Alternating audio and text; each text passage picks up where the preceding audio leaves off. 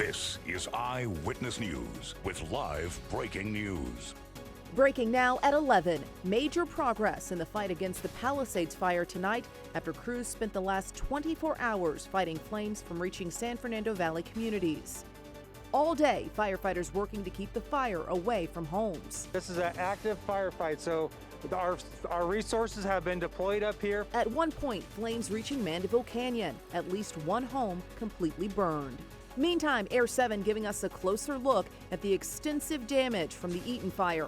Evacuation orders for La Cañada Flint Ridge now lifted. The death toll now reaching 16 for both fires. But an incredible outpouring from the community. A pop-up donation drive for fire victims, drawing huge crowds. When I see this, I just think it's beautiful to see people helping people, it's beautiful. And this is night 5 of an unprecedented week, and the firefight continues tonight as we come on air. Hello, I'm Michelle Fisher. And I'm Jory Rand. This has been a very difficult 5 days in Southern California. We want to thank you for joining us, and we begin with some good news tonight in the firefight against the Palisades fire. It has been a stubborn and deadly fight. Chris Christie begins our live team coverage with a look over what's left of the flames right now in Air 7. Chris?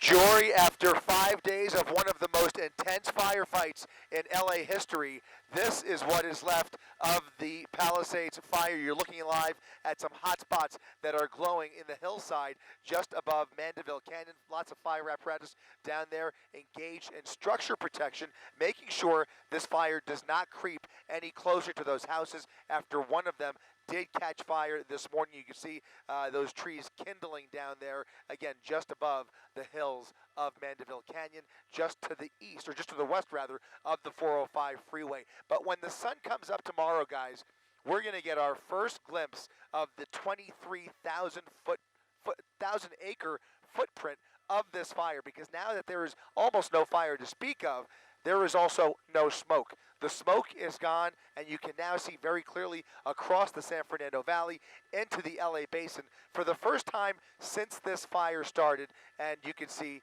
all the way out to the Palisades where so much devastation rests. Guys, back to you. All right, Chris Christie, a positive update that we've been waiting for. Thank you for that report from Air 7.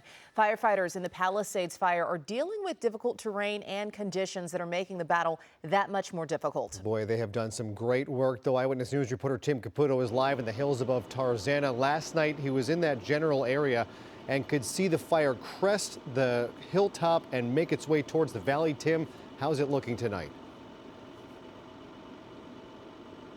Well, as you just heard there, they really snuffed out this fire in the last 4 hours. It never made it past Mulholland, and obviously the air attacks continues this evening. But a big way they're getting water on the fire is from the ground as well, and this is how they're doing it. This temporary tank has a hose going all the way down into the canyon, and down in the darkness there are dozens upon dozens of fire crews putting out those remaining hot spots. It's dark out there, and that's a good thing, because if you don't see flames, that means there's no fire.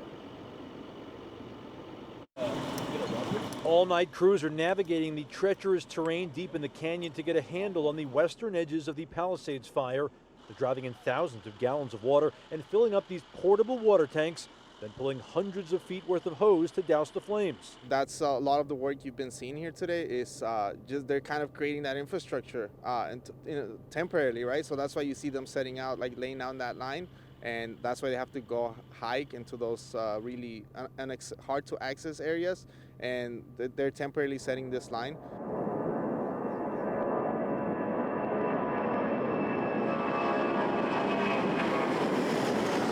All day, a steady stream of water and fire retardant from above also helped slow the creeping fire, but it's far from being out. Even with the extensive aerial attack, boots on the ground are what's really making a dent. And to build this temporary infrastructure, it's a heavy lift that requires a lot of planning, like these dozens of fire hoses driven in from the Incident Command Center at Zuma Beach in Malibu.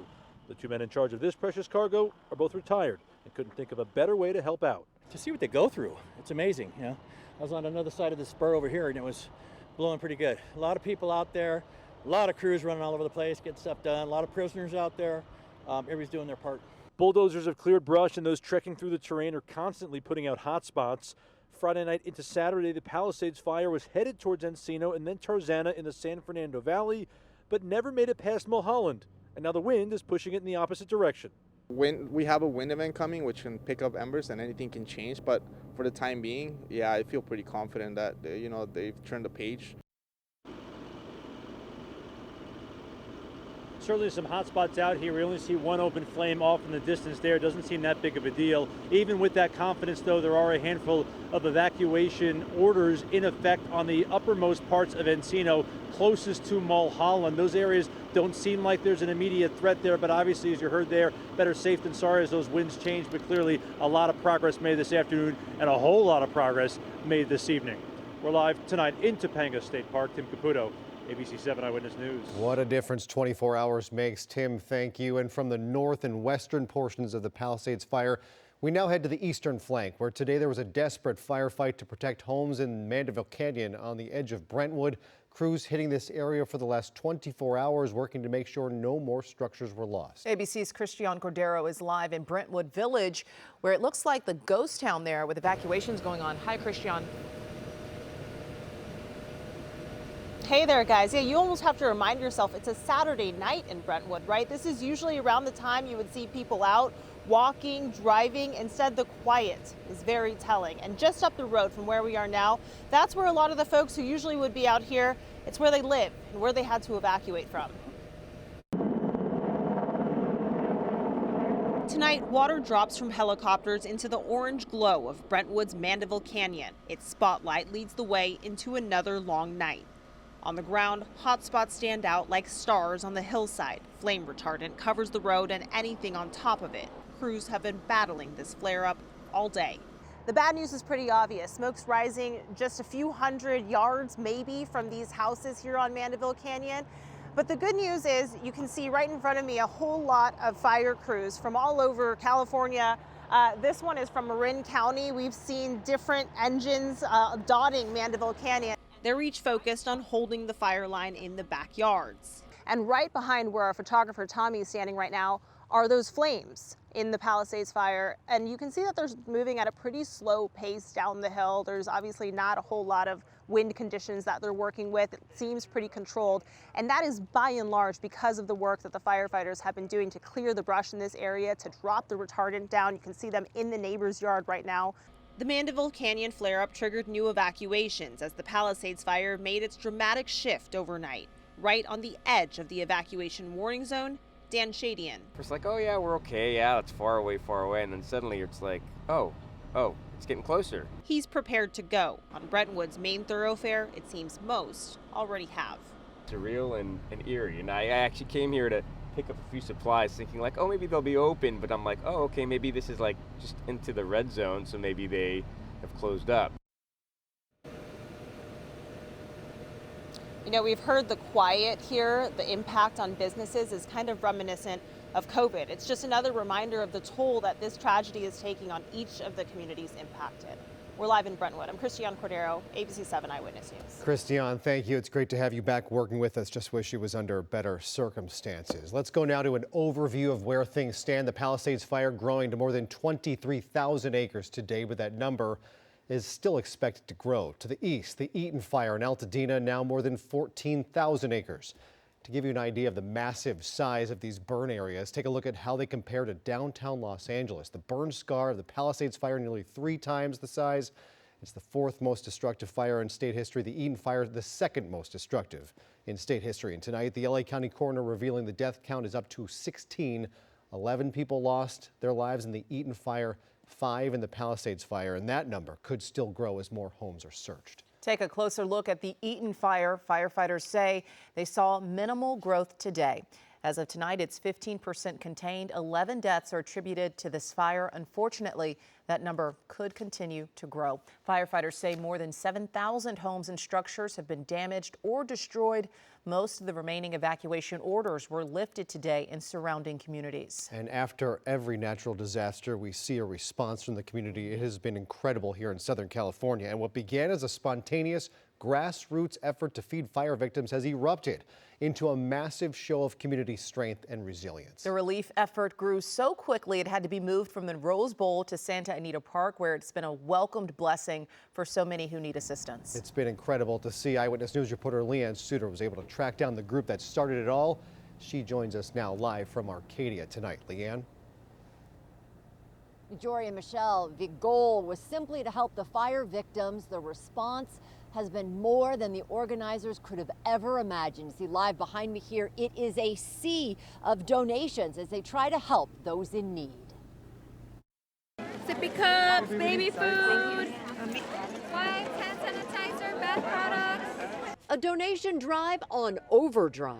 Volunteers, we got chips and shoes! As thousands turn out to help those in need, the view from Air 7, clear evidence of the massive community support. We stick together when it's time to stick together. That made me feel so good. It made me feel so good to be a part of it. Hundreds of volunteers gathering in the parking lot of Santa Anita Racetrack, helping to sort and hand out. Hundreds more lining up to drop off donations.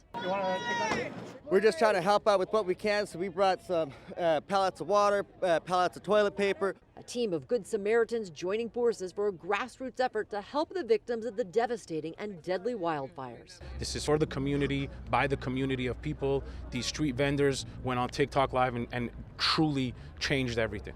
The response overwhelming. A tower of diapers, boxes of toothbrushes, piles of personal supplies, and mounds of clothes. Almost anything you can think of for those who lost everything they have. Godsend. It's, you know, everything is helping. Every little thing is helping. I lost everything. I lost my money that I saved up, lost my cat, lost my uncle's ashes. I lost everything.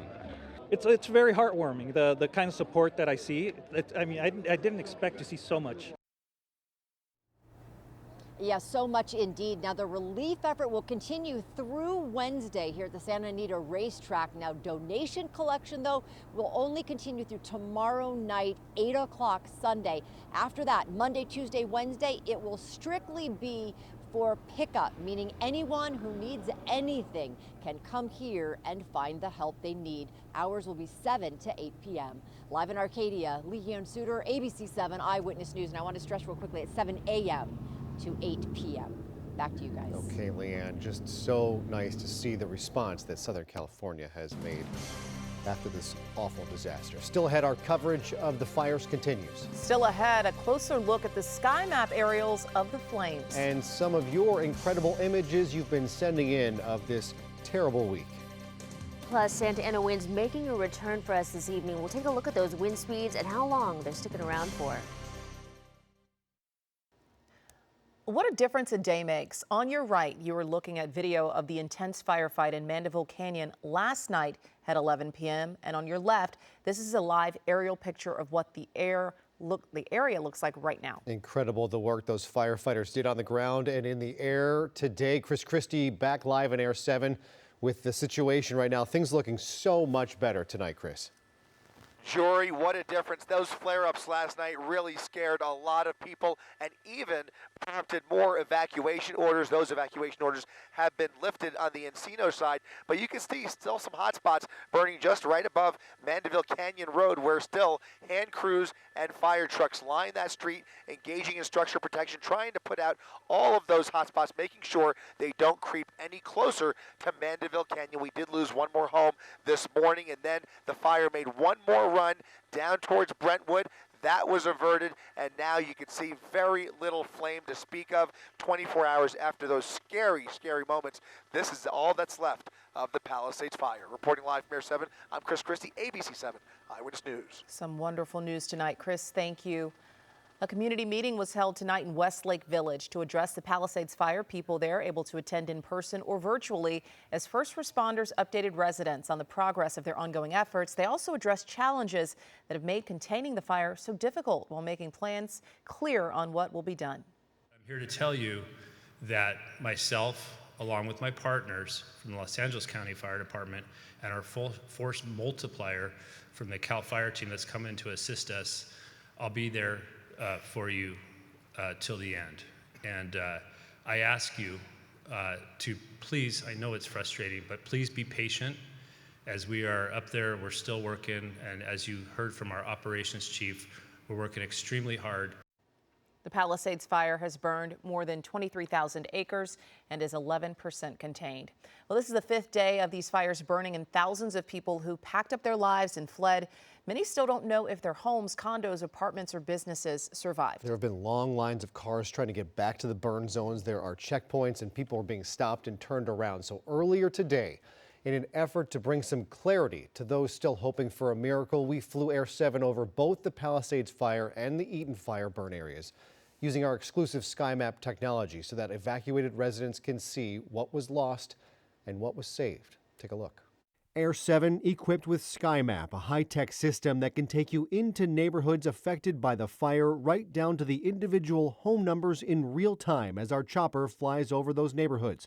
We sent Air 7 over both the Eaton fire and Palisades fire disaster zones, doing a neighborhood-by-neighborhood sweep using our exclusive SkyMap technology. We've been doing an aerial survey in Air 7 using our sky mapping technology. As we push back in at some of these intersections, you could see that Poppy Fields Drive, Las Flores Drive, Marathon Road, Palm Street. Let's push in, Marcel, on Altadena and Fair Oaks, Loma Alta and Fair Oaks, excuse me. So that's East Loma Alta Drive and Fair Oaks, and you can see all of the homes on that particular block are a complete loss. Air 7 flew over every block of Pacific Palisades and Altadena with SkyMap turned on, going street by street and home by home. While Air 7 showed so many homes gone, there were those left standing, some seemingly untouched by the flames that may have burned down their next-door neighbor's home. We've posted both of these SkyMap videos to our website, abc7.com, as a resource to our viewers. There are 2 buttons in the center of our homepage, one for the Eaton fire, one for the Palisades fire. You can click on either button to see this exclusive Air 7 video and know once and for all whether you're among the lucky few who will be able to return home once the disaster zones are reopened to the public. We understand for those who are still holding out hope that discovering your home has been lost can be a devastating experience, but we just hope that these SkyMap videos can help people finally learn that valuable information so they can begin to map out a plan for what comes next. And again, those SkyMap videos are available right now at abc7.com. They're right on the front page, the homepage of ABC7. And of course, we are thinking about all those who lost their homes, lost their possessions, and we will be here for as long as it takes, covering this, helping people rebuild their lives. Certainly. To our weather now, the Santa Ana's kicked up again tonight. We were hoping it didn't have an impact on the firefight. That looks like it's the case. Shayla Gerard here to tell us more now. Yes, and we are seeing the return of those Santa Ana winds. The good news is this is really turning out to be a moderate Santa Ana wind event, though. I want to show you this first. This is from earlier today. Over the Palisades fire, you can actually see what was a firenado. This is a fairly rare. It is not that uncommon, though, when you're talking about fires of the magnitude that we've been seeing across Southern California. And this is a perfect example of how these fires can come in and really start to form systems and even weather of their own. Just incredible video there. Coming back out here live, this is a look right now from our Keller Peak sky camera. You can see the winds already starting to shake the camera out there this evening. Now, the good news is, like I was starting to mention earlier, this is really proving to be a moderate Santa Ana wind event. 15 to 25 miles per hour gusts is what we're mostly seeing right now. In fact, that's exactly what you're going to see from Santa Clarita down to Malibu. Malibu Hills, Pacific Palisades, starting to see those wind gusts pick up just a tad, but even still in the high teens. And as we move farther south, those 25-mile-per-hour gusts really the name of the game as you head into Anaheim, Riverside, even San Bernardino. Now, we could see these wind gusts pick up a tad more as we head into the overnight hours, and that paired with the humidity is still not a great combination. You'll notice very low humidity across Southern California. We're seeing a lot of areas in the teens this evening. Van Nuys, Woodland Hills, Burbank, even as you head into Anaheim, really the name of the game. And those combined together, that's why we're still talking about this red flag warning. And you'll notice now extended through Wednesday. So we have the potential to see gusts, including overnight, 30 to 40 miles per hour, and that humidity you just saw moments ago, 10 to 20%. Now, these 30 to 40 mile per hour gusts, that's not going to be continuous throughout the week. We have a couple prime times, and one of them is tonight. So it's exactly what we're talking about, the Pacific Palisades fire. You'll notice the potential here for those wind gusts to creep into the 30, even 35 mile per hour gust range. Early tomorrow morning, we could also see some pretty powerful wind gusts, and then moving out pretty quickly. Those wind speeds are going to die down by early tomorrow. So here's a look once again the next 24 hours. Tonight, tonight going to be something we're keeping a very close eye on. Those winds do have the potential to continue to pick up, especially along that Santa Ana wind corridor, the I-5 corridor into West LA, Ventura County. You'll notice, though, the rest of Los Angeles not seeing those powerful, widespread winds that we were dealing with this past week. It's just going to be those strong pockets. And then even by Sunday, late morning, early afternoon, those winds continuing to die down significantly. So we're in the clear Sunday afternoon through Monday. We get a little bit of a break. And then as we head into Monday evening, you'll notice that low pressure system just starting to set up. We have actually a piece of that low that's going to cut off, forming a cutoff low, and that's going to set us up once again Monday night into Tuesday for round 2 of those Santa Ana winds. Now, I want to mention with both of these events, keeping a close eye on, both set up to be moderate winds. So we're not talking about the strong or even extreme Santa Ana winds we dealt with last week. Again, still not something these fire crews want to be dealing with, but gusts in that 20 to 40 mile per hour range. Here's a look at the 7-day forecast.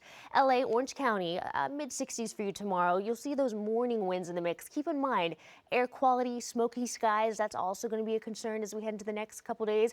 Gusts tomorrow morning could be up to 35 miles per hour, tapering off as you head into your Monday. Valleys, Inland Empire, mid 60s for you tomorrow. Breezy conditions Monday, and then Tuesday, starting to feel those winds pick up once again. Now you'll notice, end of the week, beaches here, there is that chance to see some showers. We have another low pressure system that's going to be moving in. Models not in complete agreement of this yet, so we'll keep a close eye on that for you. Mountains, 40s tomorrow. Gusts could reach up to 45 miles per hour, tapering off for your Monday. And then finally, desert spots, upper 50s for your Sunday. Temperatures cool for your Monday, but then again, keeping a close eye on those winds Tuesday and Wednesday. So, Joy and Michelle, we're moving in the right direction, just not in the clear quite yet. Yeah, it helps that most of the flames have been put out at this point, but those winds will be dangerous. Shayla, thank you. Our coverage of the wildfires continues next. Including the FBI investigation now underway into that drone that grounded one of the super scoopers.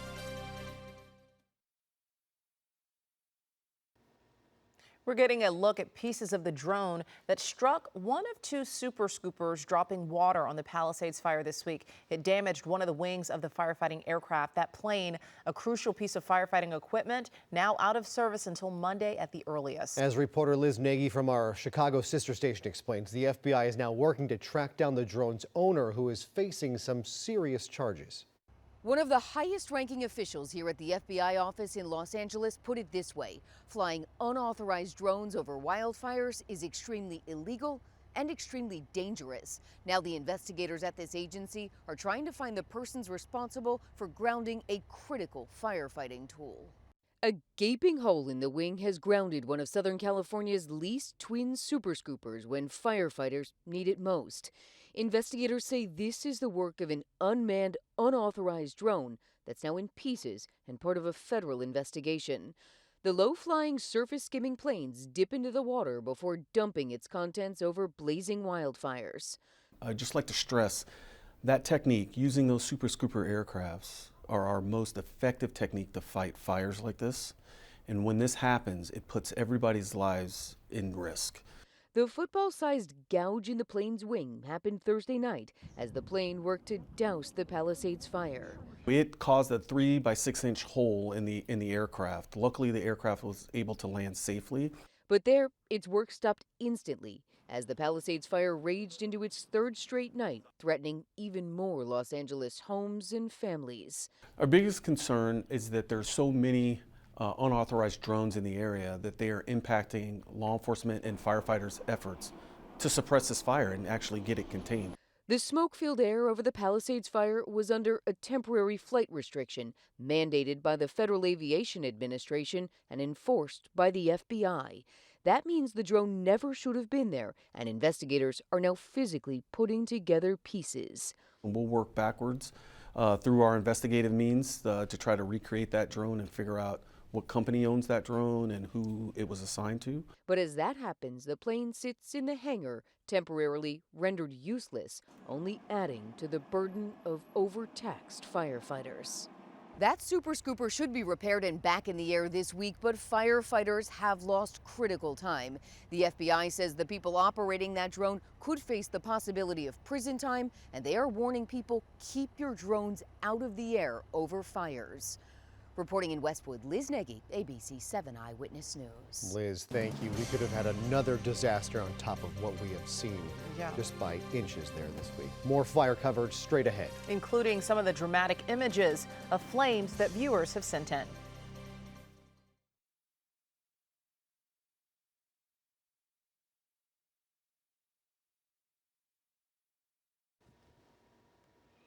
More than 150 Jet Propulsion Laboratory employees have lost their homes in the devastating fires. These are chilling images of the flames near the laboratory in Pasadena, although the facility was not damaged. Now the JPL community coming together for fellow colleagues who have been impacted by this tragedy. Director Lori Lachine offering support and raising funds through Caltech.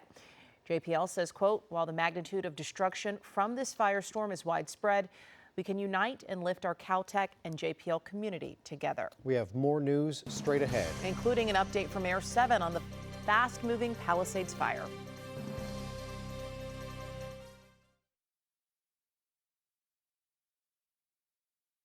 This is Eyewitness News with live breaking news. Right now on Eyewitness News, a welcome sight in the fight against the Palisades fire. After an intense fight all day long on the ground and in the air, firefighters have finally appeared to have gained the upper hand. I'm Jory Rand. I'm Michelle Fisher. Let's get straight to Chris Christie ahead in Air 7. Chris, what can you tell us? Well, what an intense fight it was earlier today, but take a look at what's left here. There's really not much flame left to speak of. A few hot spots in the Mandeville Canyon area, but despite the dark picture here, rest assured there are hundreds of firemen in this shot right here, making sure that there are no more flare-ups like we saw last night. And when we left last night, we thought this thing was pretty much out. And then this morning, yet another flare-up, and that's what they're trying to prevent. Any more flare-ups from burning any further, from spreading this fire any further west, any further east, any further south towards Brentwood. They are just trying to contain this fire. Right now, this fire is still, though, only 11% contained. Reporting live from Air 7, I'm Chris Christie, ABC 7 Eyewitness News. Certainly an optimistic picture tonight from Air 7. Chris Christie, thank you for that report. Now, fire crews battling the Palisades fire near the San Fernando Valley are feeling like they've turned a corner in what has been a long and enduring battle. Yeah, remember that bright orange glow in the sky from the valley last night. Eyewitness News reporter Tim Caputo is live once again in the hills above Tarzana. And you can see where the work was done right behind you with that red bush full of Phos-Chek fire retardant, Tim. Yeah, they've truly held the line with both the retardant and some of the fire lines that they built here with those bulldozers throughout the day today. Listen, it's dark out there. You can't see all the fire crews that are in the depths of the canyon, but I can assure you they're out there. And you know they're out there because the hot spots continue to go out. You also know they're out there because of this. This is a temporary water tank that has been set up, and as the water goes down, you know that the water is going out through these hoses and into the canyons to put out the hot spots and any potential flare-ups as this fire's momentum headed west has seemingly stopped tonight. It is certainly a difficult task for these crews, but the men and women that have been working out here for several days are really doing God's work in these canyons, putting out those hot spots, and have really made a dent in the western portion of the Palisades fire this evening. The aerial attack continues this evening hours, but it's the folks on the ground who are really making sure those hot spots go out. They're the ones with the bulldozers going through the brush and creating the fire lines to stop the forward momentum west. Friday night, of course, there was that huge concern that this fire would get into the San Fernando Valley, putting places like Encino and Tarzana on high alert, but there is good news for the valley tonight. We have a wind event coming which can pick up embers and anything can change, but for the time being, yeah, I feel pretty confident that they've turned the page pretty good. They got a good handle, and it's pretty well secured up on the other side of Mulholland. And that was the big thing, is getting it to stop at Mulholland, which is essentially a dirt road here behind me, because once you get over, you start going down into places like Encino and Tarzana. That being said, that those evacuation orders for the upper parts of Encino still in effect tonight, mostly because of that wind event they're a little bit nervous about, to make sure nothing comes back up the hill. But you see behind me, obviously the retardant here, but as you look out into the canyon itself, it's dark out there, which is good news, which means they're making great work. The helicopters continue tonight, the crews on the ground continue tonight, but they are making great progress. We're live in Topanga State Park tonight. I'm Tim Caputo, ABC 7 Eyewitness News. Finally, some great news, Tim. Thank you for that. Now, we have seen firefighting help from all across the country and really all across the world now. Firefighters from Mexico arrived in LA today to help in the firefight. Governor Gavin Newsom was there to greet them at the tarmac. A lot of these guys are hand crews. We'll send them likely to the Palisades tomorrow, and we expect to see them out there on the lines, front lines, as early as Monday. We got 100 engines right there. All the aerial fleet, the wind has cooperated, but it's going to start going up in a few hours, and we're looking to get as much resources as we possibly can. That's why we're honored to have the Mexican government send us 72 of their best and brightest. Our Canadian partners are coming in Monday. We have all the western states that are providing mutual aid, 9+ states. We have 12,000 personnel working the line as we speak today. We got up to 1,680 National Guard that are out patrolling the streets and providing relief for law enforcement. The troops will go through a training orientation with CAL FIRE and other state agencies before going out on the front lines. Welcome to LA. Much needed help. Thank you. An Assumption of the Blessed Virgin Mary School in Pasadena partnering with World Central Kitchen for Operation Gator Strong to help support victims of the Eaton fire.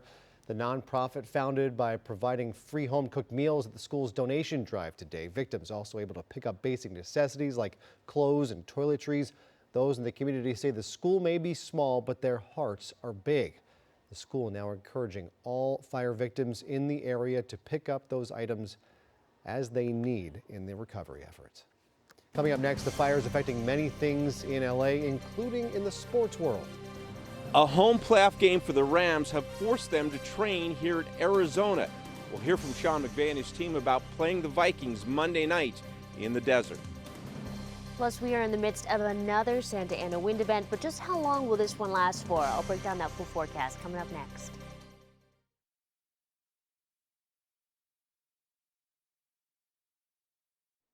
All right, the Santa Ana winds, as they have been all week, certainly a part of the conversation with regard to the firefight out there, and they return tonight, right, Shayla? Yes, they are back in the mix this evening. I want to show you back to the Palisades fire earlier this morning. This is when we started to see things picking up once again. You'll notice all that smoke in the mix really impacting all of Southern California today, and I'm sure in the days to come as well. A lot of that smoke, though, from the Palisades fire blowing offshore thanks to those offshore winds. So this means some good news for our air quality. Another thing that is going to impact us for the days to come. You'll notice this afternoon, or excuse me, this evening, green to moderate for most, but out towards the Palisades fire, we're seeing those patches of orange and the red, unhealthy for everyone. Now let's talk about those winds. The Santa Ana winds making a return this evening. This is really set up to be a moderate Santa Ana wind event, and that's exactly what we're seeing. Wind speeds really across Southern California, those gusts anywhere from 15 to 25 miles per hour, especially along those prime Santa Ana wind corridors. Malibu coming in 22 miles per hour. Pacific Palisades still in the teens this evening, but not as bad as what we could be seeing or what we even saw earlier today. As we start to head toward the Inland Empire, we are noticing some stronger gusts just starting to pick up. San Bernardino, Riverside in that 20 to 25 mile per hour gust range, and that'll continue to be the name of the game as we head into the overnight hours. You'll notice starting to see them pick up a bit more as we get into the very late night, early morning hours. I wouldn't be surprised if we start to see those gusts in those prime wind areas anywhere from 25 to 30 miles per hour. But notice, this is not as widespread as what we saw earlier in the week. So as you head out towards Santa Ana, Temecula, even Palm Springs, those wind gusts still staying in the single digits. And then this wind event going to die down much sooner too. This is not as prolonged. So by Sunday, late morning, early afternoon, calm winds beginning to re-enter the picture. You'll notice though, our red flag conditions are sticking through Wednesday. And here's why. We have a couple chances to see those strong winds. So gusts tonight, and then yet another Santa Ana wind event next week, anywhere from 30 to 40 miles per hour. We're also dealing with really low humidity, 10 to 20%. Some areas even seeing single digits today. So that's why this Santa Ana wind event is so widespread through Wednesday, and I'll show you that here in the 7-day forecast. So LA, Orange County, tomorrow, temperatures making it to the mid-60s, gusts reaching up to 35 miles per hour tomorrow morning, tapering off by late morning. Monday, those hazy skies sticking around, and then Tuesday is that next round of Santa Ana winds. Gusts once again up to 35 miles per hour. This one also expected to be in that moderate range. Breezy conditions lasting through Wednesday, but it won't be as windy as what we're seeing out there Tuesday. Valleys, Inland Empire, windy conditions to start off your Sunday morning, but then breezy by Monday. Temperatures staying in the 60s to start off the week. Along the coast, mid-60s to start. Gusts tomorrow could be as breezy as 35 miles per hour, tapering off fairly quickly. And then I want to draw your attention to the end of the week. I'm sure you've already noticed this on the 7-day. Next Friday and Saturday, there is a chance we could see some light showers. Models not in complete agreement on this just yet, so we'll keep a close eye on it, but of course would be much needed. Mountain spots, 40s tomorrow. Gusts making it as high as 45 miles per hour, and then the deserts, upper 50s, AM wind in the mix, and then tapering off as you head into Monday, and then once again, talking about those winds Tuesday and Wednesday. So Jory and Michelle, we're moving in the right direction. We just are still talking about those Santa Ana winds. Yeah, let's hope that they are calmer than what we saw earlier last week and that no more damage. Shayla, thank you. The NFL playoffs got underway today. The Chargers played. They lost in Houston. The Rams were supposed to play in LA, but instead, due to the fires, they've been moved to Phoenix. And coming up next, Kurt Sandoval tells us how Sean McVay and his team are dealing with the adversity in the desert. So this week's fires prompted the NFL to move the Rams-Vikings playoff game to Phoenix from LA Monday night. So the Rams made the decision to leave for the desert last night. And today, Sean McVay and the team were on the practice field in Tempe. It does come with mixed emotions. Here's more from Kurt Sandoval. A tip of the ABC 7 cap to the Arizona Cardinals. Not only did they donate $1 million to the fire relief program to help back in Los Angeles, but this week they've opened up their facility so the Rams have a place to train. They have locker rooms, they have film rooms, but Kyren Williams really said it best. They came here to feel safe. That said, the former Notre Dame star and his teammates practicing here in Tempe this afternoon. Now, the Rams flew here last night bringing family, pets, and reportedly 3 dogs and 4 cats. Before they left, head coach Sean McVay said, "We're trying to make an abnormal situation as normal as possible to get ready for that Monday night football game against the Vikings." But I asked him, with everything that's gone on, what's normal? Normal is preparing for a game. Normal is enjoying the opportunity to prepare for a game when there's 18 teams that don't have the luxury of being able to do that. Normal is being around these guys, trying the best we can to put together good plans that accentuate our players' skill sets in the different situation as we build throughout the course of the week. Normal is the energy that these guys brought today. And so I really was appreciative, but I think our group's built for this. You try to be normal in the sense of like, hey, these are the same things that we're asking you to be, just being present with this moment, but there's nothing normal about practicing at the Arizona Cardinals facility and, you know, everything that's going on, all the implications that are going around. You still feel that. We came out here to be safe. We feel safe. We're able to, you know, be together with our families and our friends and teammates, and so it's kind of cool actually. It feels like we're at a bowl game. As strange as it is to think about a Rams home playoff game here in Arizona, they've sold over 50,000 seats already. They're expecting at least 40,000 will be Ram fans. From Arizona, Kurt Sandoval, ABC 7 Eyewitness News. Kurt, thank you. And still ahead, another update on both the Eaton and Palisade fires. Air 7 over the Palisades fire. We'll have one last update for you next.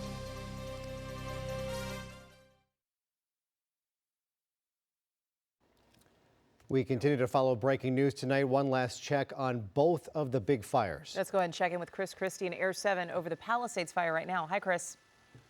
That's right. After some frightening close calls over the last 24 hours, the efforts of our firefighters have really paid off, and this is what is left of the Palisades fire. In this shot, hundreds of firefighters making sure no more hotspots pop up in the overnight. Reporting live from Air 7, I'm Chris Christie, ABC 7 Eyewitness News. Okay, Chris, thank you. And now to the Eaton fire. As of tonight, it's burned more than 14,000 acres. It's up to 15% containment, but 11 deaths now attributed to this fire, and of course that number could continue to grow as officers go door to door with cadaver dogs looking for more victims.